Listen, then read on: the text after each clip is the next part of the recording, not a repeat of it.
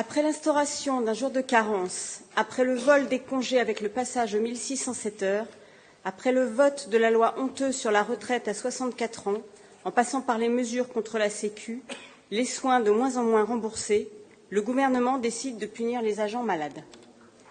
En effet, le gouvernement a modifié les règles de rémunération des agents publics placés en congé maladie. Ils et elles sont, depuis le 1er mars, indemnisés à hauteur de 90% et non plus 100% lors des 3 premiers mois. Au jour de carence s'ajoute désormais une baisse salariale.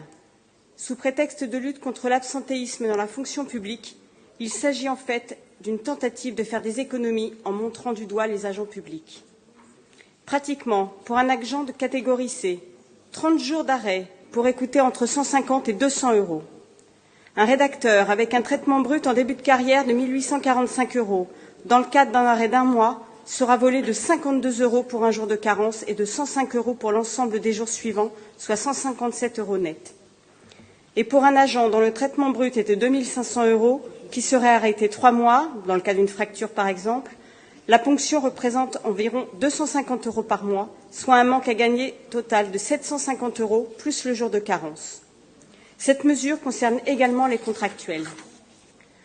Cette mesure d'injustice sociale devrait rapporter à l'État plus de 900 millions d'euros, de quoi contribuer à poursuivre le financement par l'argent public des grandes entreprises, notamment du CAC 40. C'est à se demander si la mesure contre les agents malades ne vise pas à les dissuader tout simplement de voir un médecin lorsqu'ils sont malades, puisque des médecins, justement, il y en a de moins en moins. La médecine du travail ou de prévention est en perdition dans nos collectivités. La pénurie de médecins agréés dans certaines spécialités devient critique. Les délais de traitement des dossiers auprès des conseils médicaux sont de plus en plus longs et engendrent des situations difficiles pour les agents. Rajoutons à cela les difficultés croissantes pour les agents en demi-traitement d'une prise en charge de leur dossier par les assurances dans le cadre de leur contrat de prévention, ou encore les recours de plus en plus fréquents aux mises en retraite ou en disponibilité d'office pour invalidité, qui deviennent en réalité des moyens de licencier en masse les fonctionnaires territoriaux. Par ce vœu, la municipalité affirme soutenir toute mobilisation sociale visant à abroger la contre-réforme de régime des retraites, à améliorer les conditions de travail et les rémunérations des agents publics. Chers collègues, je vous invite donc à rejoindre la mobilisation proposée par l'intersyndicale le 3 avril prochain contre cette remise en cause du droit de se soigner et contre ce vol des 10% de traitement et salaire des agents en cas d'arrêt maladie. Cette journée sera également l'occasion de réaffirmer le rejet des autres contre-réformes, comme celle de la loi dite de transformation de la fonction publique, qui continue ses ravages, et d'affirmer également les revendications aussi bien locales que nationales des agents publics.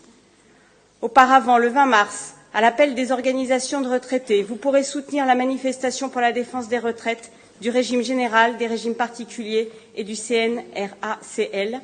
Puis le 22 mars, dans le cadre de la Journée internationale pour l'élimination de la discrimination raciale, vous pourrez également rejoindre les manifestations qui auront lieu dans toute la France pour l'égalité des droits, contre le racisme et contre toutes les discriminations. Enfin, le 1er avril, vous pourrez également soutenir l'appel des personnels des services sociaux, sanitaires et médico-sociaux de l'aide à domicile, c'est-à-dire les agents qui exercent au plus près des populations en difficulté, à se mobiliser par la grève pour exprimer leur refus de l'effondrement financier et des moyens humains de leur secteur professionnel. Je vous remercie.